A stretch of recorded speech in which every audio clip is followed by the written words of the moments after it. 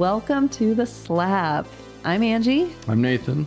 And we're here to talk about all things videography. If you're listening to this, know that you can also watch it on youtube.com/@slabvisuals. Thanks for joining us today. We are filming in Spokane, Washington. That's where we're based out of. And we're just a small video production company, and we do video production all throughout the U.S., but we get to live here in the beautiful Inland Northwest. Yeah. So, and if you're watching this, it's also a podcast, so you can listen to that anywhere if you want to take it on the road with you, or flying, or while you're, I don't know, mowing the lawn or power washing do what the you do house. and listen to some podcasts. That's right. Yep. Yeah. So what are we going to talk about today? So today we're going to dip our toes into one of the most important elements of filmmaking, I think, which is lighting. Yes. Right? I mean, that's a Can't big film ingredient. in the dark. It just doesn't produce the best. Well, you can. I mean, there's infrared, but it's a whole different aesthetic. That sounds like a different podcast. Yeah, right. We should do a podcast about infrared filming. Yeah, so basically crafting the light in a scene you're shooting, it has the power to convey a feeling and mood even before anything's even said on screen. And that's a powerful thing. It can be subtle, to the point where the audience doesn't even notice it, or it can be extreme if you're trying to create an effect. Yeah. No, that's awesome. Mm-hmm. Yeah. And we just really believe understanding the importance of lighting will take your video production to the next level. So maybe you're a beginner that, is trying to figure out, is it worth investing in? Because it can be pretty spendy to get into that.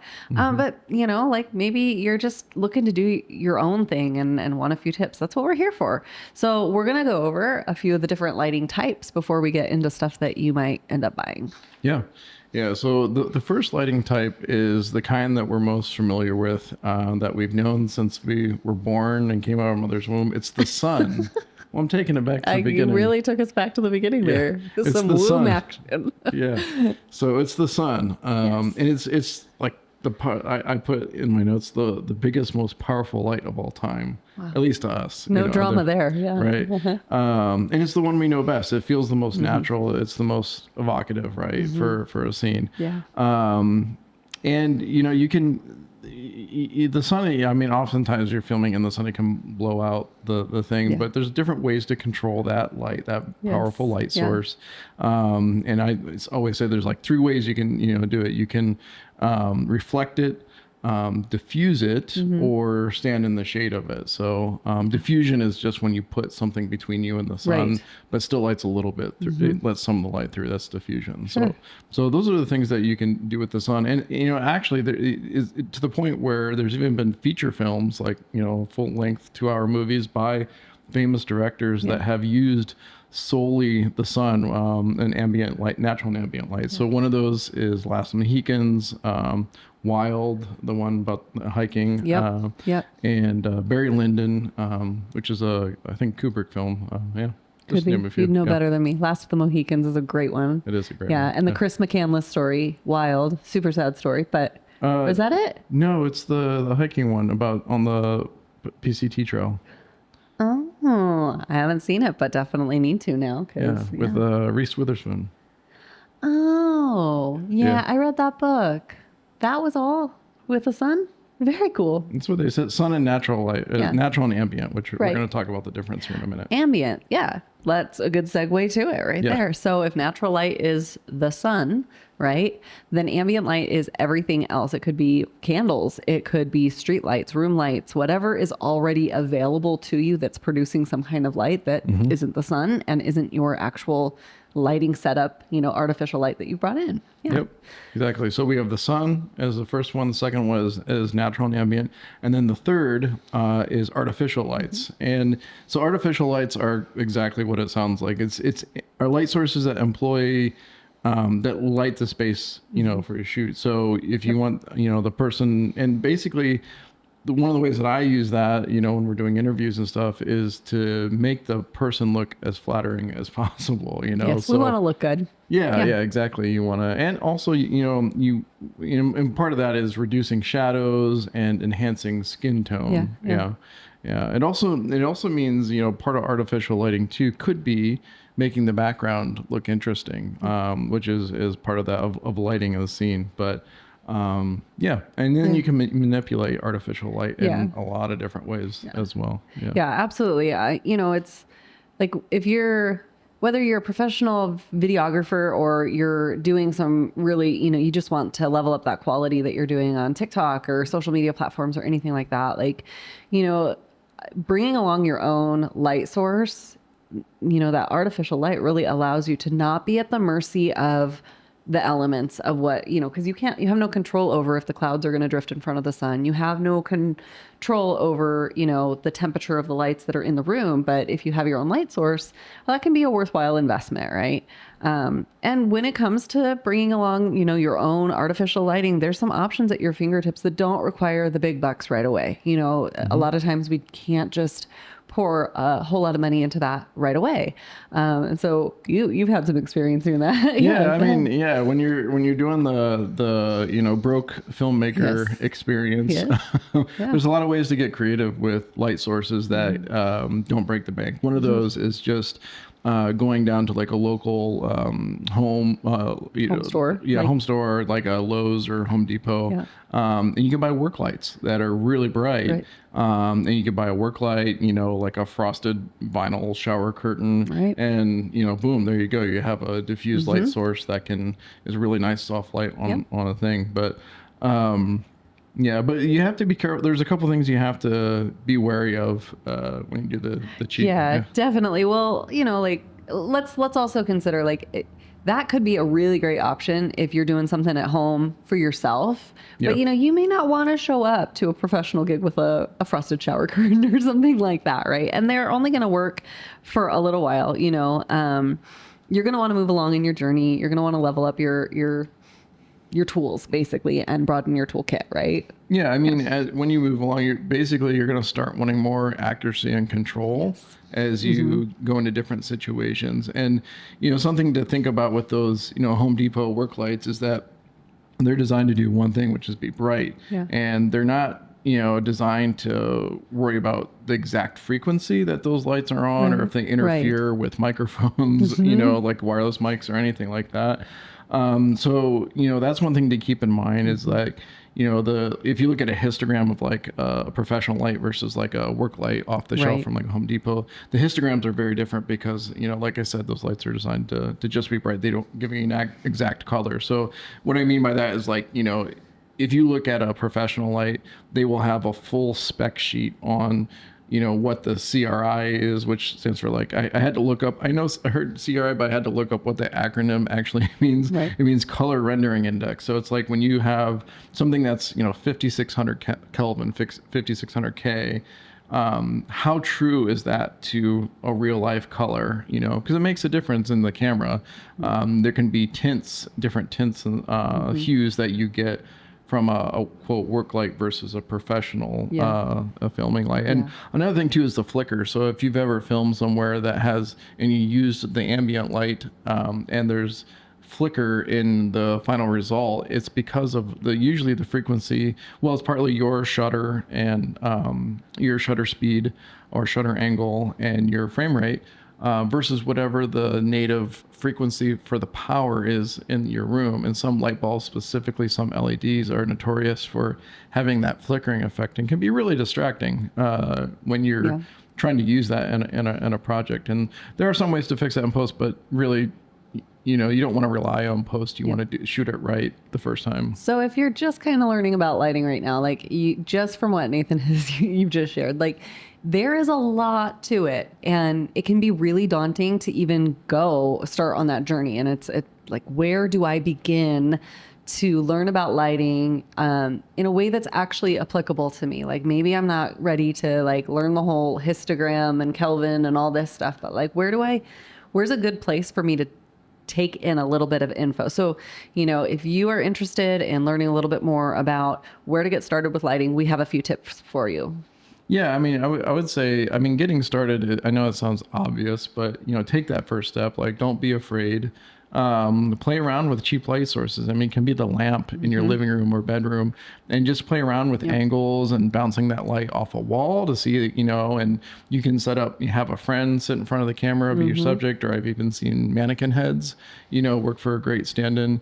So just experiment and play around with it and see what effects you can get. So that way, when you're on set and you have talent in front of you, you're not figuring it out there, because, unless the talent is a friend and they're in on it, and like figuring out, it's fun to do. We've all done that. Yeah. Yeah. And by all means do that, but not when it's like a paid gig where, they're, especially if it's, if it's in corporate stuff, those folks have limited time. And so you need to be as efficient and on task and as knowledgeable as possible. So, so definitely, play around with it. Don't be afraid to make mistakes. Yeah, exactly. Absolutely.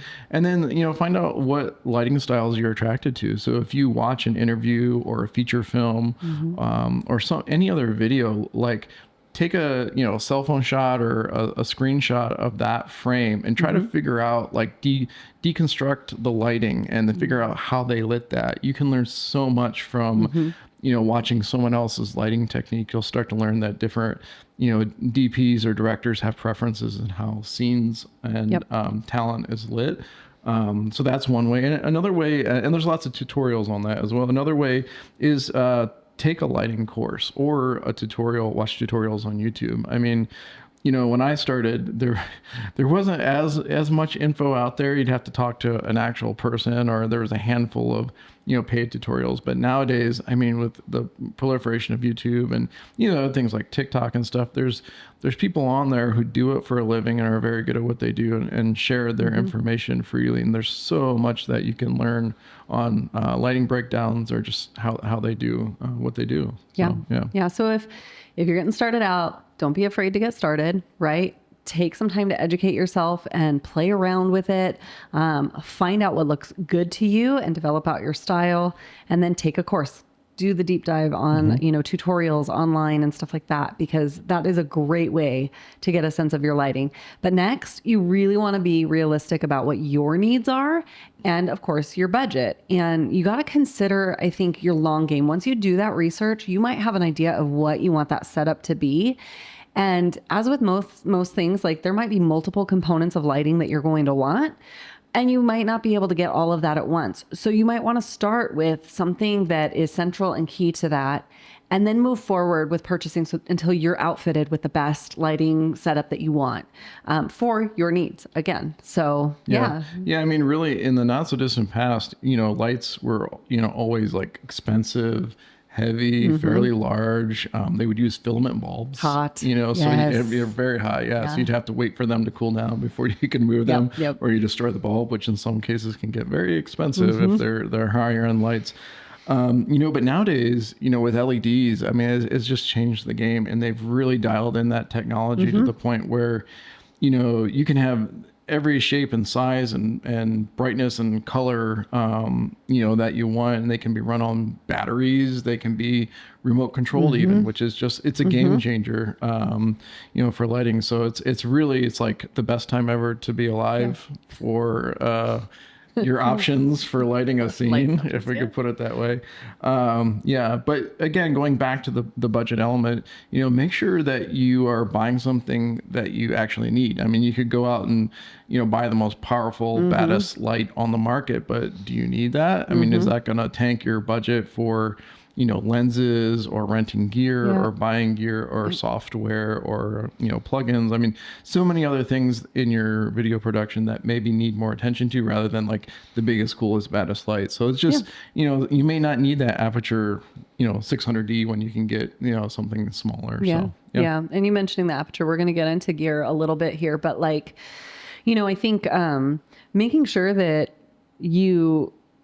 I don't know. We talked on some of our episodes, we'll have guests and stuff, and collaboration is key. Like, build out people that that might already have that equipment and talk to them. A lot of videographers are totally fine with, come check out how this is used, or borrow it. Like, we have some great friends that, we call when we don't have the gear. And I think that is so essential in any industry, is to have people that you network with, collaborate with, so that you have experience before you go into buying something that could really set you back. If someone is looking for this base startup of like, what are the key elements that you're going to need to have for lighting, we want to give that to you. Like, there is that base setup that you could have a really decent professional look, feel, and quality to lighting. And so we're going to talk about what to start with so that you can have that initial professional setup. Yeah, so I have 3 basic ones that you want to think about when you go to build your lighting setup. And again, this is for, basically lighting a person, right? I mean, the it's limitless to what you can light, but these are kind of the key ones. The first one is what they call a key light. So, anytime you have like an interview or, a person on camera, usually that's the where you want to draw the eye to. And so that is a person or talent is lit, like I said, in a flattering way, usually, yes, ideally, to draw your eye to that person in the frame. And so we call that a key light. I mean, we even here filming this podcast, if you're watching on YouTube, we have a single key light. There's other lights in the room, but we have a single key light that is on us right now, so that it is nice, even illumination on us. So the key light. The second is what we call like a kicker or a hair light. And traditionally, in the traditional interview setup, you'll have the key light, which lights the front of the face and hopefully gets rid of shadows. And then you'll have the kicker or hair light, which usually comes from the top and behind the person, kind of opposite the key light. And that's called the hair light. And that usually helps just separate them from the background. So it makes them pop a little bit more. And it kind of gives them that heavenly glow a little bit. That's, I guess, more subconscious. Halo. Yeah. And then the third one is room accents. So like we mentioned earlier, you want to, in some cases, make the background interesting, because if there's going to be a lot of time looking at that person and you don't have a lot of B-roll to cut to, you want the background to be semi-interesting. You don't want it to draw the attention, but you just want it to have, a background can convey a lot of things. So having accents in the room, whether it's a light behind a plant or, lighting, I don't know, a painting or a fixture or something like that, just to elevate the background a little bit. Yeah. So you got that basic setup. As a professional videographer, you want to have that subject really well lit with a key light, that hair light, and then you want those room accents that draw, just like create a little more interest to the scene. Right. And that's a great starter. But then the big question is like, what brands am I going to get? When you search on B&H is a great site, Amazon, you can find dozens of brands with lights of every different type, right? But if you're in this for the long haul, you want equipment that is going to pay itself back, that's going to really endure the wear and tear of being a production company, right? And so what are we looking at for the best possible gear for your professional setup? Yeah. And I'm going to recommend, one brand. Like there's literally dozens of brands out there, and you can look at reviews again online. But in my experience, the brand that I've really been happy with and used the most is Aperture. So not it's spelled different than a camera aperture. It's APU. Yeah, Aperture. Yeah, Aperture.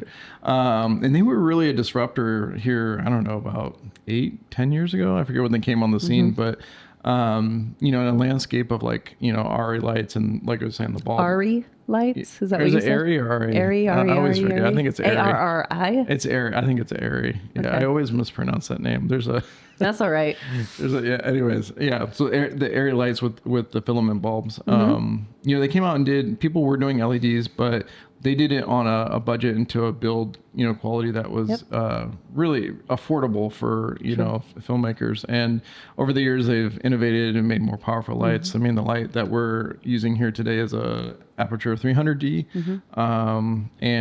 So that would be my recommendation. Now, on their line, the Apertures are built heftier. They do have a quote budget line, which is called an Amaran. So they have more plastic in the build and a smaller feature set. Like they don't do some of the lightning flashes. They have like some presets in like this light where you can do like a TV flicker, fireworks, like different presets and and you can use a remote control with these.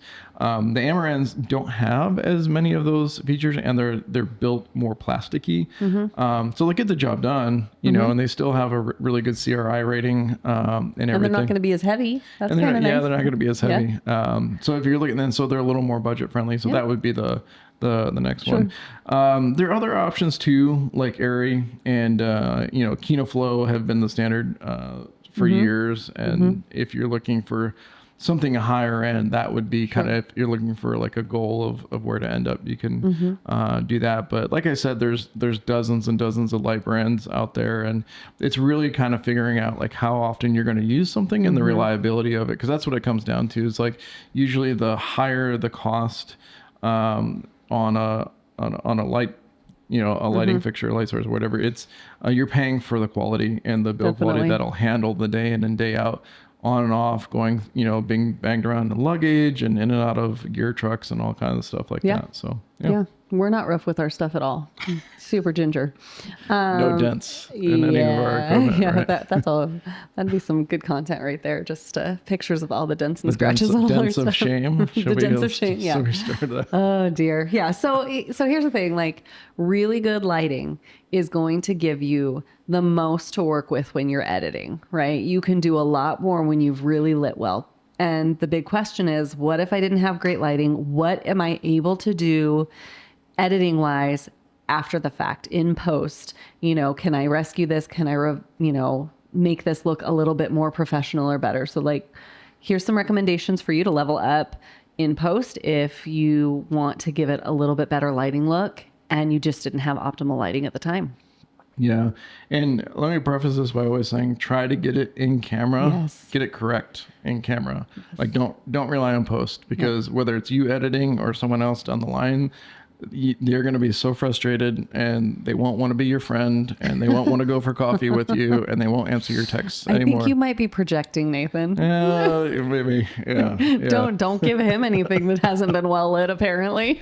So yeah, try to get it right in camera. But if you can't, you know, there's a couple little tricks you can try. One of them is masking. So if you have like a person who's talking, for example, and you can create a mask around that person, and you can brighten that mask just enough to where it doesn't look too fake or unreal.